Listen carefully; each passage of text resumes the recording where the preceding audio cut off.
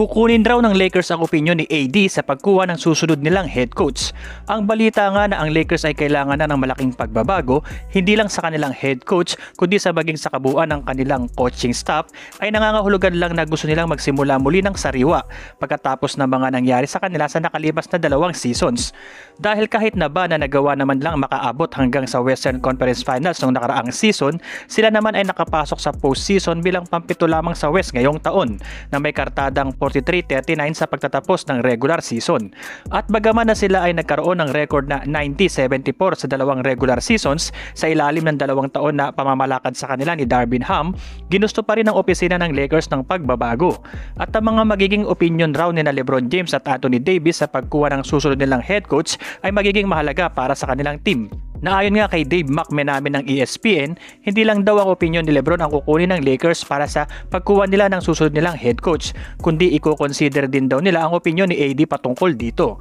At kahit na ba na si LeBron ay posible nang maging free agent sa off-season, nandoon pa rin naman daw ang kagustuhan ng opisina ng Lakers na tignan kung ano ang masasabi ni LeBron para sa kanilang susunod na head coach. At susubukan pa rin naman daw nila na papirmahin si LeBron ng bagong kontrata kapag ito ay free agent na. Pero ang desisyon nila na isama si Davis sa pagpapasya sa pagkuha nila ng bago nilang head coach ay tama lang din naman. Dahil si Davis na 34 anyos na ay muli na namang nakakapaglaro sa mataas na antas sa loob ng 2 seasons na siya nga ay muling napasama sa All-Star. At nag-average ng 25.9 points at 24.7 points sa huling 2 seasons na siya nga ay nagpamalas muli ng kakayahan niyang buhatin ng kanilang team sa magkabilang dulo ng court na ipagsama niya ang 2 best seasons ng kanyang karir bilang rebounder at best sa field goal percentage na siya nga ay nag-average ng 12.5 at 12.6 rebounds per game sa 2 huling seasons at nagkaroon siya ng 55.6% shooting sa field sa bawat season na iyon.